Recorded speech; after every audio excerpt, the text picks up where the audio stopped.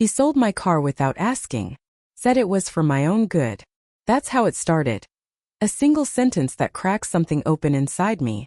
Jason stood there in my kitchen, grinning like he'd just done me a favor. "You'll thank me one day," he said, his voice so casual, so sure. Then he patted my shoulder like I was a nervous cat. I didn't thank him. I didn't even speak. I just looked at him over my coffee mug and felt the ground shift a little under my feet. My name was on that title. That Chevy was mine. I'd bought it the year I turned 60. The year I started feeling like maybe life wasn't just about surviving Arthur's absence. That car had carried me through grief, through the noise of raising Jason's kids when he and Marlene needed help, through quiet mornings when the world felt too big for one person. And he sold it, like it was clutter. He didn't even tell me first.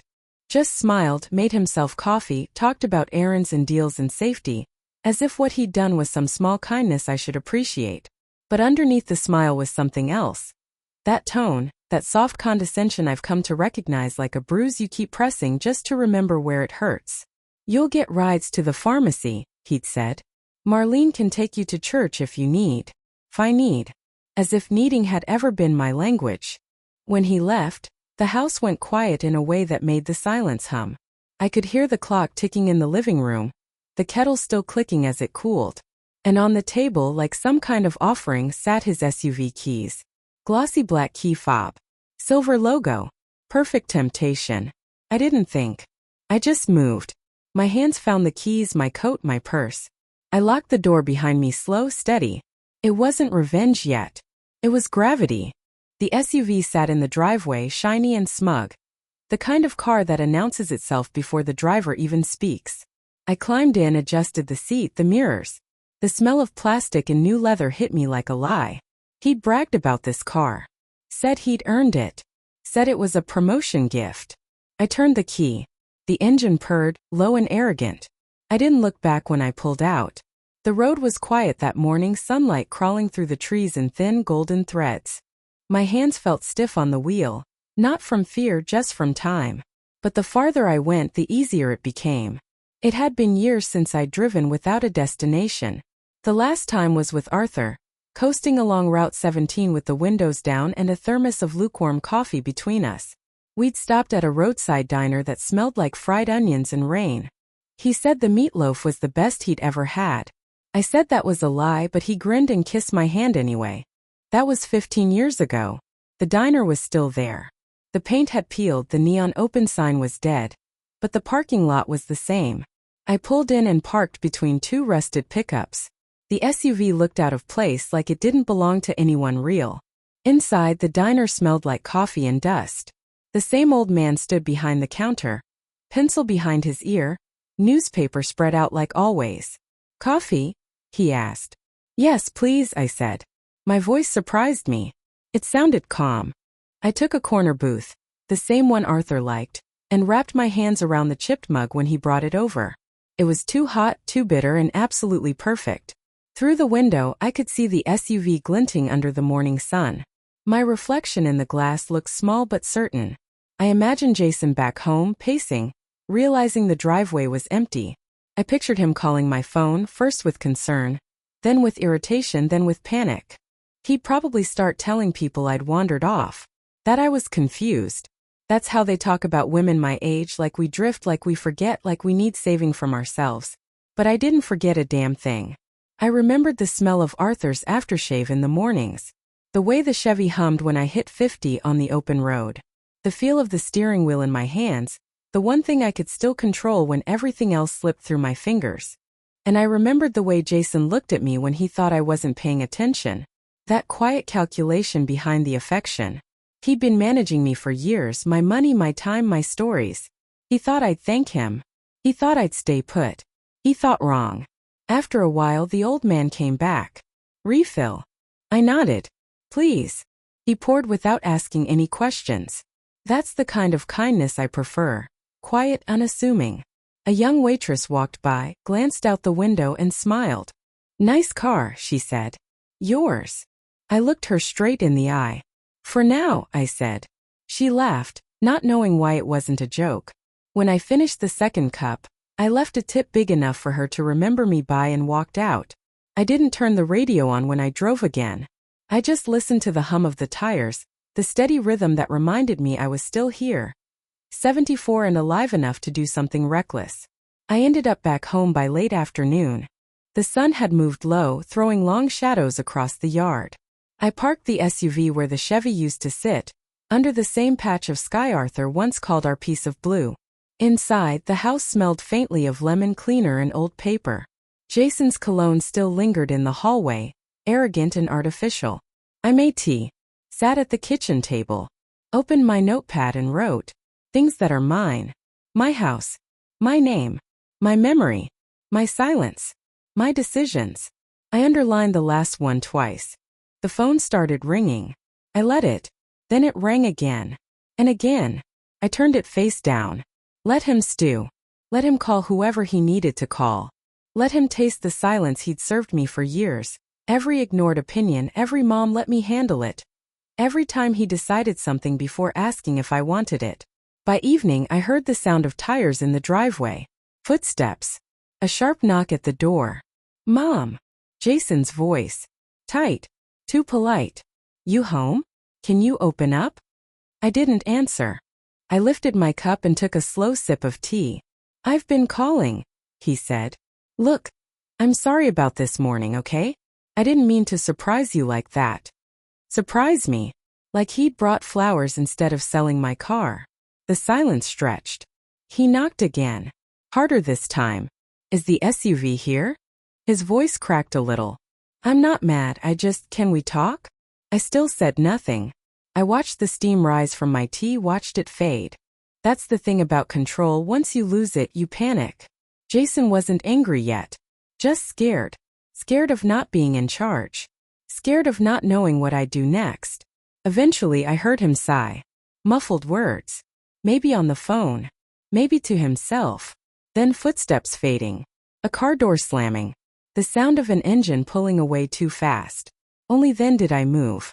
I went to the window, pulled the curtain aside just enough to watch him disappear down the street.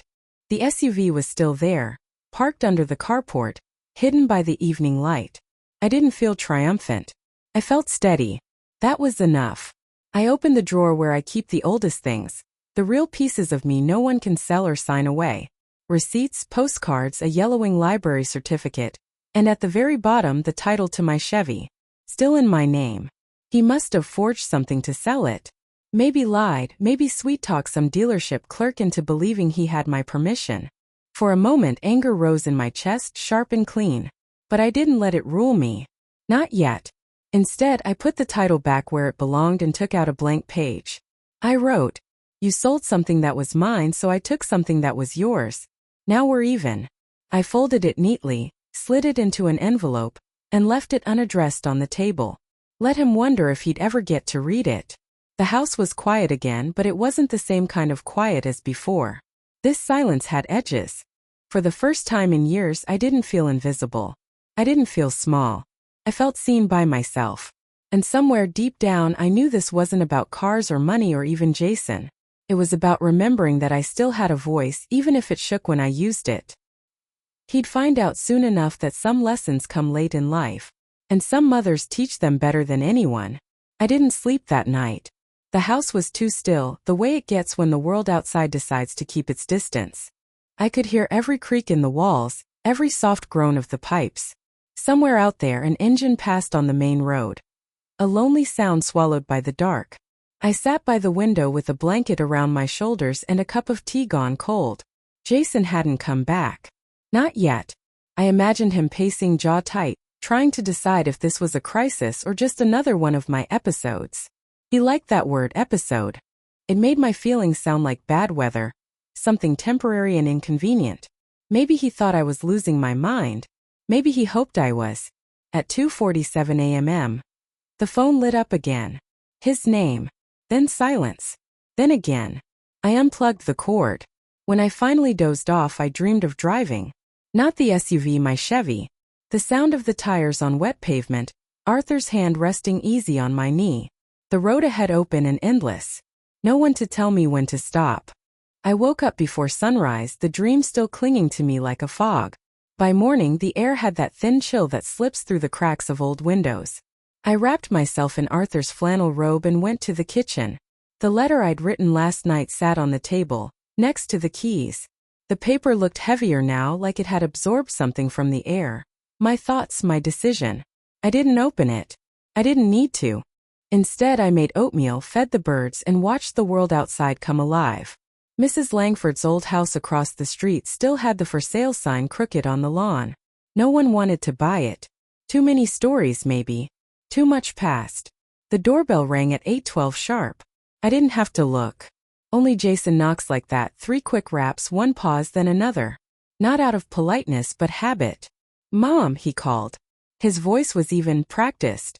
"It's me. Can we talk, please?" I stayed at the sink rinsing my bowl. "Look," he continued softer now. "I didn't mean to upset you. I should have told you about the car, I know that. I just thought it'd be easier this way." "Easier for who?" I wanted to ask, but I kept quiet. He sighed. "Mom, please. I've been worried sick. You didn't answer your phone, and then the SUV." I dried my hands, slow and deliberate. "I thought maybe," his voice faltered. "Look, I'm sorry, okay? I really am.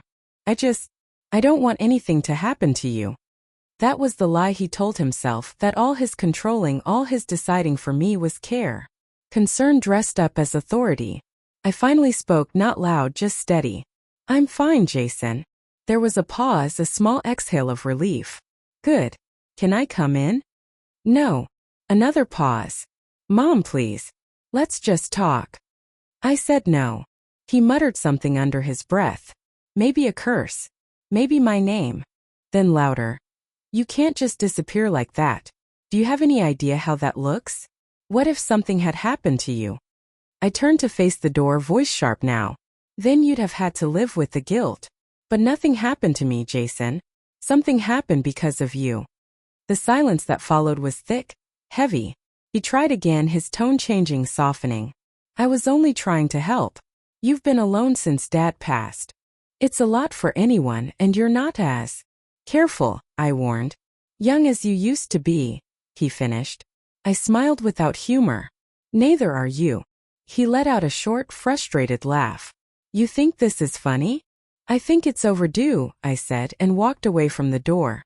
A few minutes later, I heard his car start. The sound lingered, then faded down the street. After he left, the quiet felt different. Not peaceful but charged, like the air right before a thunderstorm. I sat down at the table again, looked at the SUV keys, and thought about what I wanted next. Revenge wasn't the right word. It wasn't anger anymore. It was reclamation. I'd spent years letting Jason make things simpler. He called it help. He moved my bills online. He merged my savings accounts. He said he'd take care of it whenever I hesitated. And like a fool, I let him, not because I trusted him but because I was tired. That's what they never tell you about aging. It's not the body that gives up first. It's the fight. You start choosing peace over pride. You start saying it's fine when it isn't because you don't want to explain why it isn't anymore. But that morning, with the SUV sitting smug in my driveway and the letter waiting on the table, I wasn't tired. I was awake. At 10 sharp, I put on my coat, tucked the letter into my purse, and drove to the bank. The same branch Arthur and I had used for 40 years. The same lobby with fake plants and that humming fluorescent light that never quite got fixed.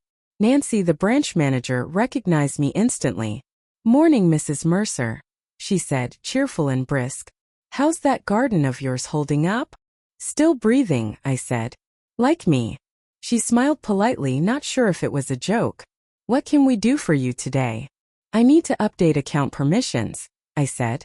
"Effective immediately." Her pen hovered midair. "Of course. Is there someone you'd like to add?" "Someone I'd like to remove." She blinked. "Ah, all right. Who?" "My son." That got her attention. She straightened a little. "Jason Mercer, correct?" "That's the one." Nancy glanced at her computer. "He's listed as a limited account manager on your checking and as an observer on your savings." "Not anymore," I said. She hesitated. "Would you like to share a reason for this change?" "I'd like to keep my reasons where they belong," I said. To her credit, she didn't ask again. Just nodded and got to work. For 40 minutes I signed papers, confirmed passwords, and watched her delete his name from every access field. With each click something loosened in my chest. When it was done, she slid the final form across the desk. All set, she said. Would you like to add anyone else to your accounts? Yes. My granddaughter Rachel. She smiled softer now. She's a good kid.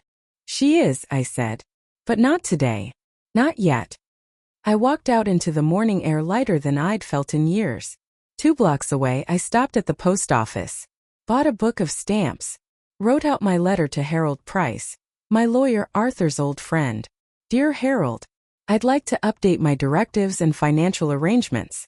Please contact me directly. Not my son. My number has not changed. Warm regards, Martha Mercer.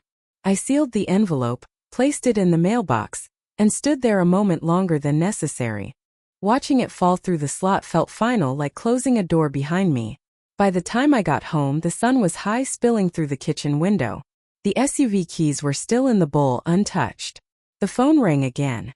I ignored it. Then, as if on cue, it rang once more. But this time it wasn't Jason. It was Rachel. Hi, Grandma, she said, her voice bright but cautious. You okay? Why wouldn't I be? Well, she said, hesitating. Dad's been pacing the driveway like a raccoon on espresso. Mom's calling people. Figured something was up. I smiled into the receiver. I imagine they're just having a busy day. A pause. Did you take his car? Her tone wasn't accusing, just curious. I borrowed it, I said. Seemed fair. Rachel laughed, clear and light. Grandma, you're kind of a badass. Don't use that word, I said automatically. Too late, she teased.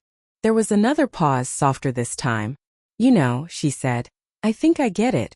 Dad's been, I don't know, controlling lately. Treats you like you're fragile. I'm not, I said. I know.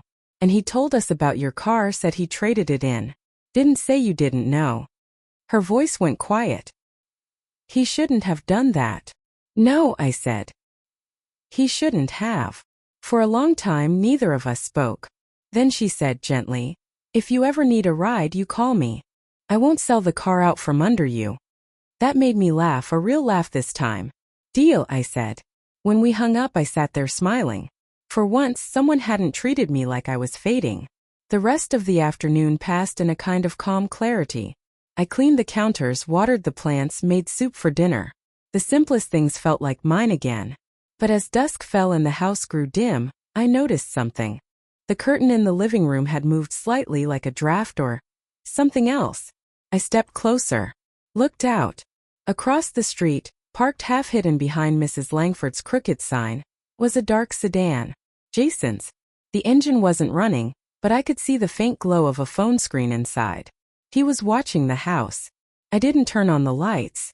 Didn't move. I just stood there in the shadows, my hand on the curtain.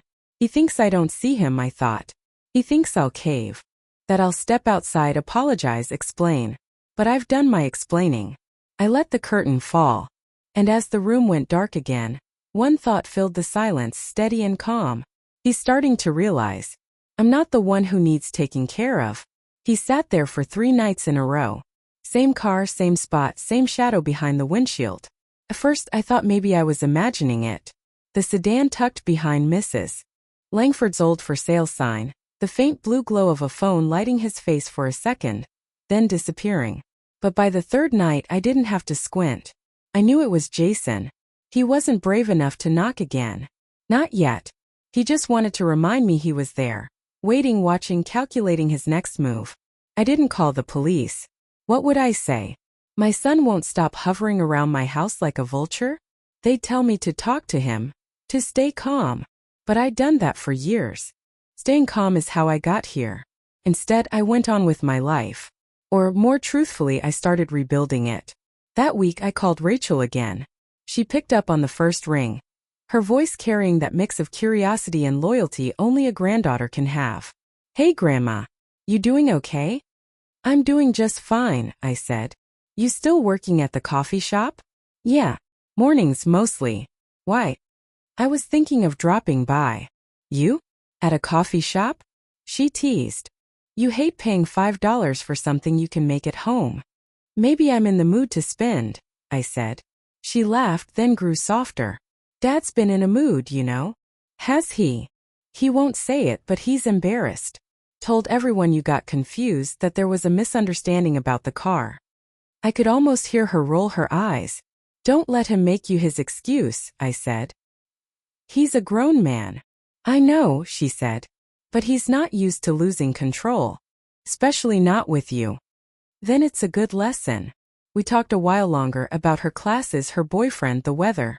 She had Arthur's laugh, quick and light, the kind that fills a room. I hadn't realized how much I missed it. Before we hung up, she said, Grandma, I think he's scared of you. That made me pause. Why would he be? Because you stopped playing his game, she said. And people like him only know how to win if someone else loses. The next morning I went to the diner again. Same corner booth, same coffee. The waitress smiled when she saw me. Back again. Looks like it. She poured without asking. Rough week. Just rearranging my life, I said. She grinned. Aren't we all? There was something grounding about the place. The hum of the ceiling fan. The old man's quiet pencil scratching over his crossword. Nobody here needed to know my business. Nobody looked at me like I was fragile. I lingered longer than usual. When I finally stood to leave, I caught my reflection in the window.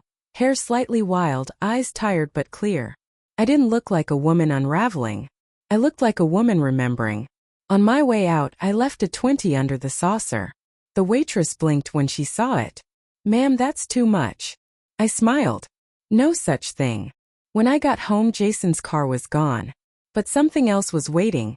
A white envelope slid under the front door. My name on it in his handwriting. I didn't open it right away.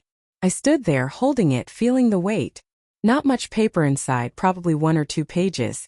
The apology letter he thought would fix everything. I made tea first. Sat down at the table. Let the steam rise. Then I opened it. Mom, I'm sorry. I realize now how what I did might have hurt you. That wasn't my intention. You know I only want what's best for you. The Chevy wasn't safe and I didn't want to worry every time you drove it. I've been looking out for you since Dad died. I've always tried to. The SUV isn't about money or control. It's about keeping you comfortable. I hope you can understand that. Please call me. Let's talk like adults. I don't want this tension between us. Love, Jason. The words were smooth, rehearsed. I could almost hear his voice reading them, calm and reasonable. But underneath I heard the real message. I did what I wanted and you're supposed to forgive me for it. He wanted me to call. To make it easy for him. I folded the letter and placed it back in the envelope. Then I set it on the counter, next to the one I'd written for him. 2 pieces of paper, 2 versions of truth. Only one of them was honest. The next day I had my meeting with Harold Price, my lawyer. His office still smelled like old books and lemon polish, exactly as it had when Arthur and I first walked in 20 years ago to draft our will. Martha, he said warmly. It's been too long. How are you holding up? I'm fine, Harold. Just some things to sort through. He nodded slowly, adjusting his glasses. Jason, I confirmed. He didn't need details. The look in my eyes was enough. We went over the paperwork, power of attorney, financial access, advance directives.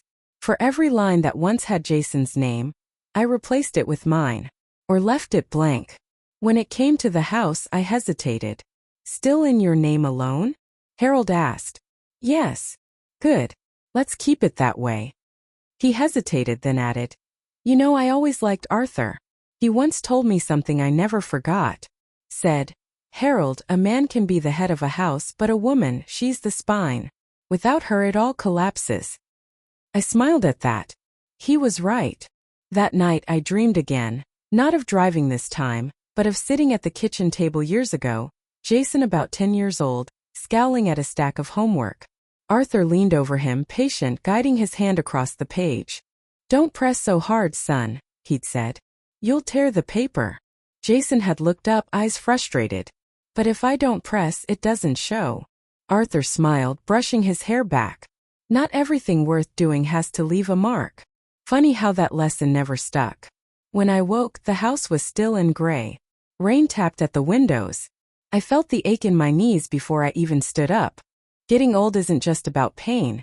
It's about remembering every version of yourself that used to move easier, breathe deeper. I made coffee slow and careful.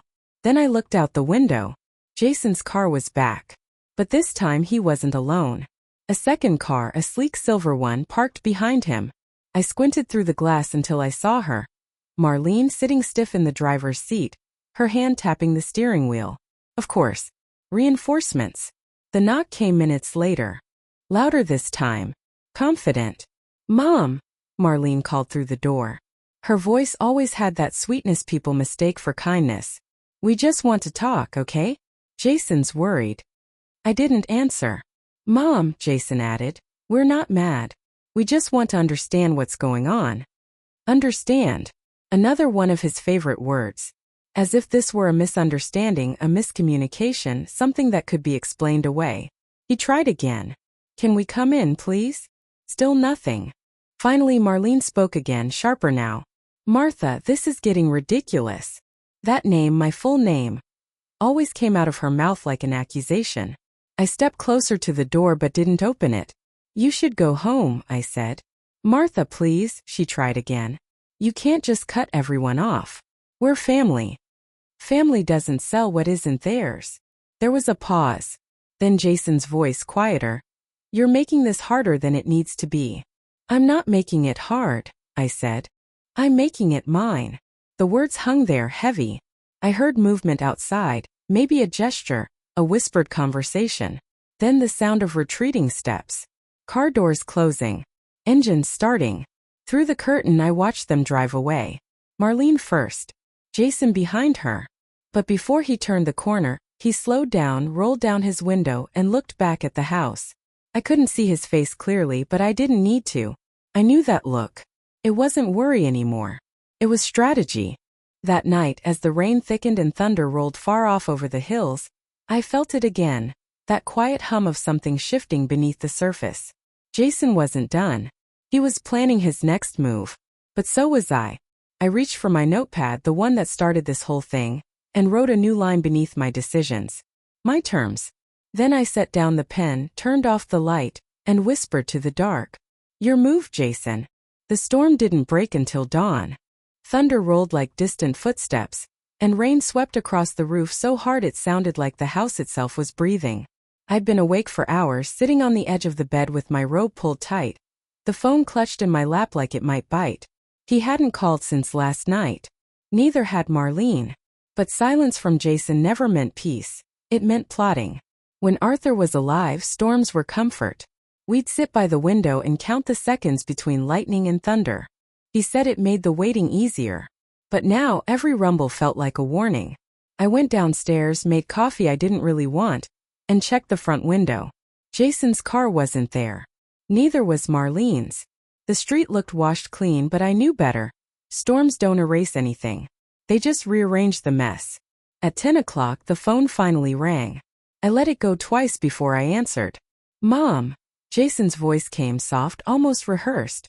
"We need to talk." I didn't respond. "I talked to Dr. Owens," he continued. "He said maybe we could set up a home visit, just to make sure everything's okay." A home visit. A doctor. So that was his next move. "You mean a psych evaluation?" I said flatly. He hesitated, caught off guard. "No, not exactly. Just enough to make sure I'm legally incompetent, right?" "Mom, don't say that," he said quickly. "That's not what I meant." "It's exactly what you meant." He exhaled loudly. "You're twisting my words." "No, Jason. I'm just hearing them for what they are." The silence that followed was long, brittle. Then he tried again, voice quieter, almost pitying. "You're 74, Mom. I'm just trying to make sure you're safe. If something happened." "Something already did," I interrupted. "You happened." He sighed. "I don't want to argue." "Then stop calling." I hung up before he could answer. I stood there for a long time, phone still in my hand. My pulse was steady, but my breath came shallow. It wasn't fear, not exactly. It was the feeling of being hunted by your own blood. They call it love, but sometimes love is just ownership wearing a nicer coat. I poured the rest of my coffee down the sink and opened the back door. The air outside was cool and sharp, the grass still wet from the rain. I stepped out barefoot, feeling the earth cold under my feet. The morning smelled like metal and mud. For a second I just stood there, the world quiet except for the dripping eaves. And I thought, maybe this is what freedom feels like. Not happiness, not triumph. Just space. By afternoon, the clouds broke apart and sunlight poured in through the windows. I found myself cleaning, not because the house needed it, but because my hands did. I scrubbed the counters, wiped down the shelves, even polished Arthur's old tools in the garage. The repetition calmed me, until I noticed something that made me freeze. The lock on the side door had scratches around it. Small ones, fresh. I leaned closer. It wasn't the kind of damage you get from age or weather. Someone had tried to jimmy it open. For a moment the world tilted. Then I straightened, steadying myself against the wall. Jason had a spare key. He knew the code for the back gate. He could have come inside any time. Maybe he already had. I locked the door again, tighter this time, and slid the bolt into place. Then I closed every curtain in the house. It felt dramatic, maybe even paranoid. But then again, paranoia is just awareness that's been ignored too long. The next day I called Harold. He picked up on the second ring. "Martha, everything all right?" "I need to talk about guardianship laws," I said. He hesitated. Jason, I confirmed. "He mentioned a doctor. Wants someone to check on me." Harold sighed. "He can request an evaluation, but unless there's evidence of neglect or danger, the court won't act. You're sound of mind, Martha. I'd stake my license on it." "That won't stop him from trying," I said. "No," he admitted, "it won't. But you've taken precautions. Your accounts are locked down, property secure. He can't move against you without proof." "Proof," I repeated. "Good. I'll make sure I have some too." There was a pause. "What do you mean?" "Just insurance," I said. "A record of things." "Be careful, Martha," he warned gently. "You're treading a fine line." "I've lived on that line my whole life," I said. That evening, I set up the old camcorder Arthur used to film Rachel's school plays. The battery still worked. I placed it on a shelf facing the kitchen, hit record, and let it run. If Jason came again, I wanted evidence. Not just of what he said, but of what he did. I spent the rest of the night reading on the couch, pretending to be calm. The house hummed with quiet. Outside, the wind picked up again. A whisper through the trees. Then, just after midnight, the motion light by the garage flicked on. My stomach clenched. I turned off the lamp and moved to the window, careful not to make a sound. There was movement in the yard. A figure. He was holding something, a flashlight, sweeping it across the grass, the walls, the door. Jason. He walked around the side of the house, testing the locks. When he reached the back porch, he tried the handle, gently, almost tenderly, as if the door might forgive him if he was polite. Then, when it didn't budge, he cursed under his breath and stepped back into the shadows. The motion light clicked off again, plunging everything into darkness.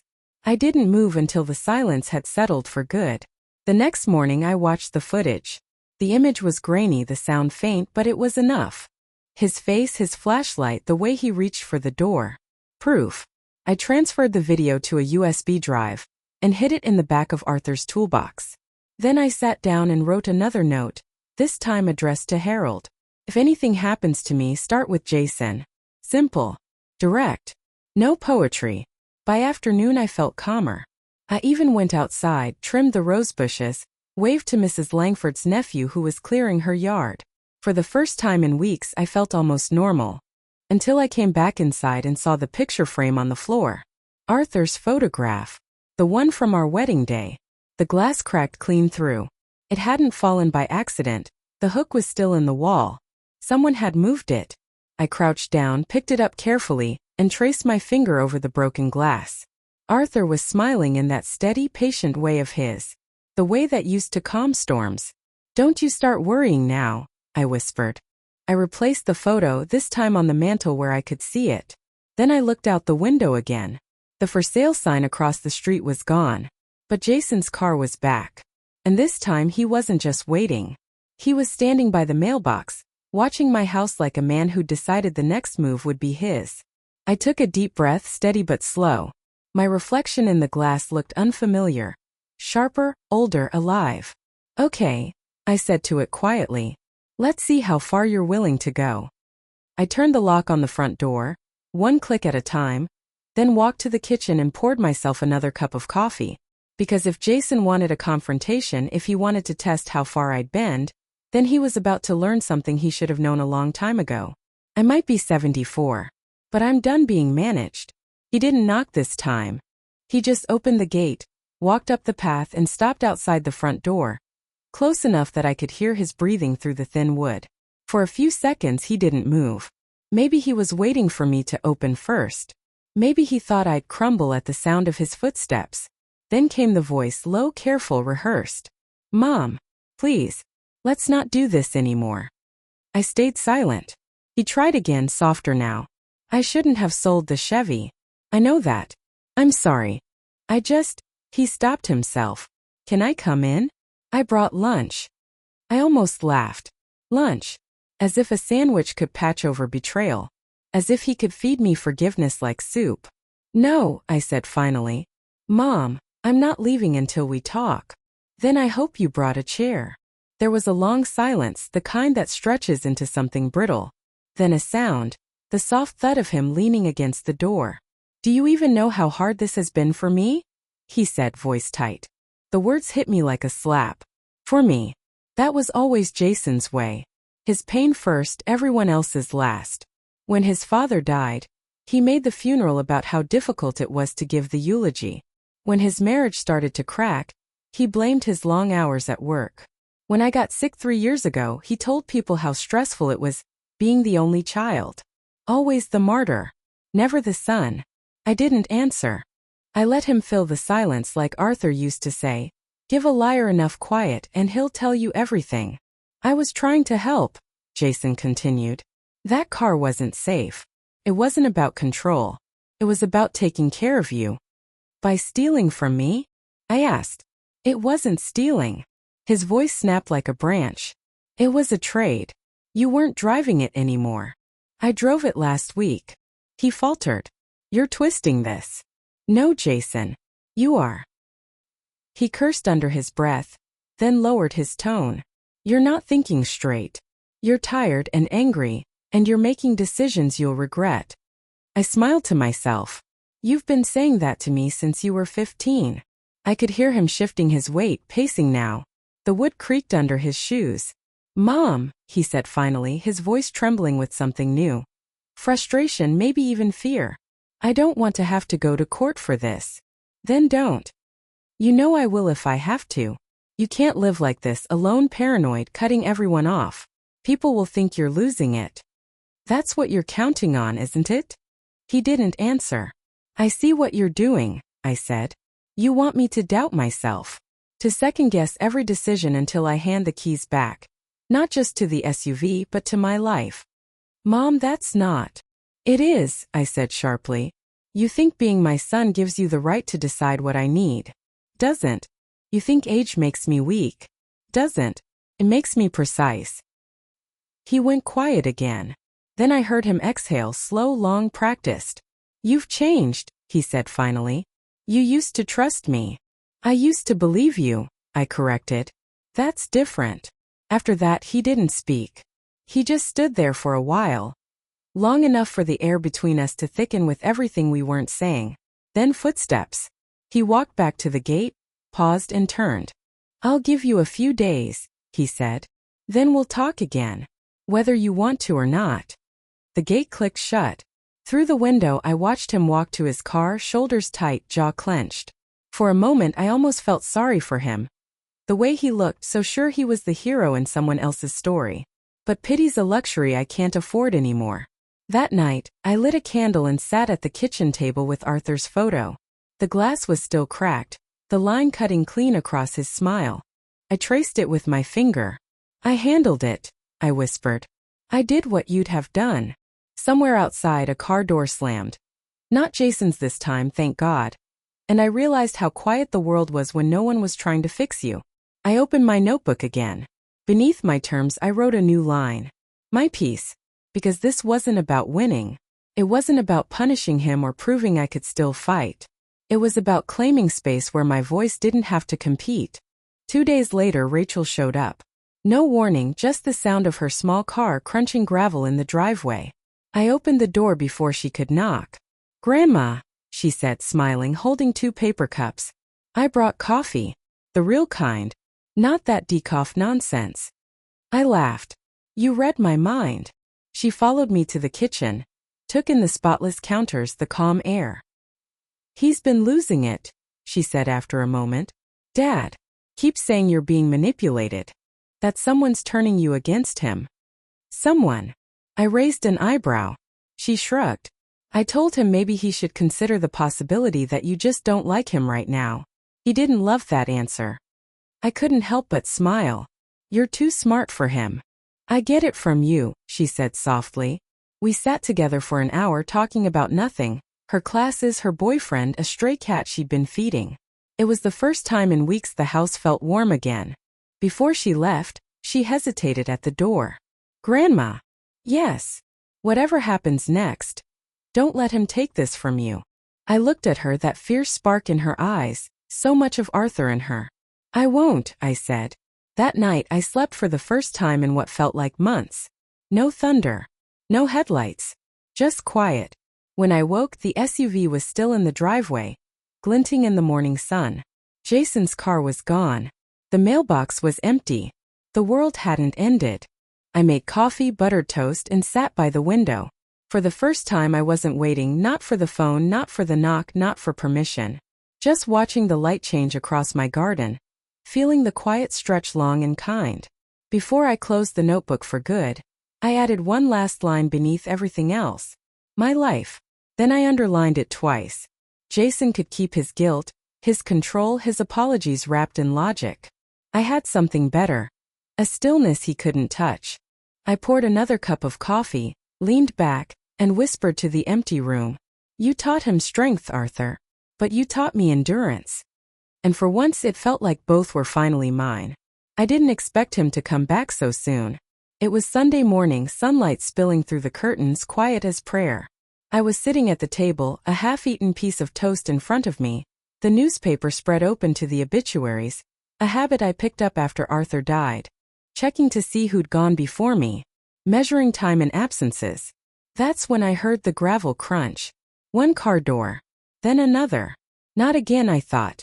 I stood up slowly, joints stiff, heart steady. I wasn't afraid this time, I was ready. Through the window I saw Jason step out of the driver's seat. He wasn't alone. 2 men got out with him. One in a gray suit carrying a folder. The other younger, maybe mid-30s, wearing that polite expression people use when they're about to intrude on your life. Jason smoothed his jacket, straightened his tie.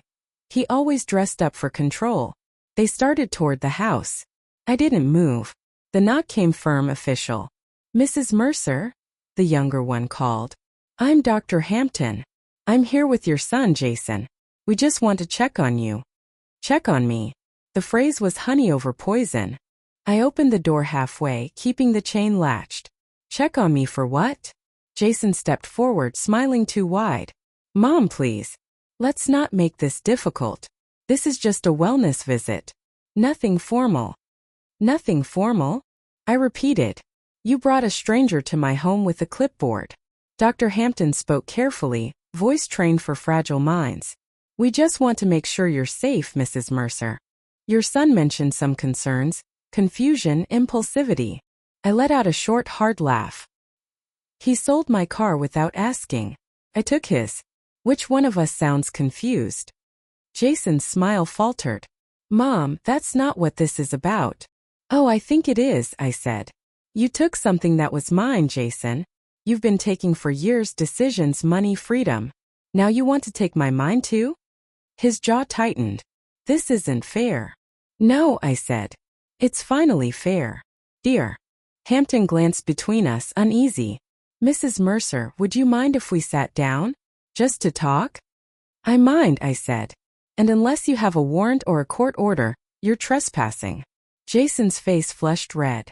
"Mom." "No," I snapped. "Don't you mom me right now. You want to talk about safety?" Let's talk about what it means to make a woman feel unsafe in her own house. His voice cracked. I'm trying to help you.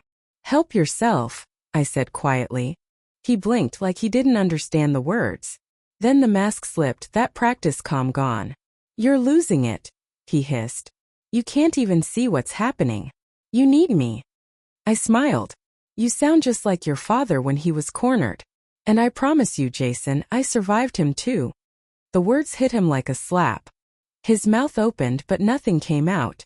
Dr. Hampton raised a hand gently. Maybe we should give her some space. Jason's voice was cold now, low. We're not done. I know, I said. You never are. When they left, I didn't close the door right away. I stood there in the quiet, the chain still fastened, watching him walk back to the car.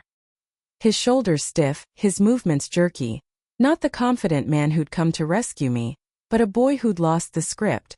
As he reached for the car door, I called out, Jason. He turned wary. Do you remember what your father used to say when you'd get caught lying? He frowned. What? A man's truth shows up when no one's watching. He didn't answer. I nodded toward the house. You should think about that. Then I shut the door.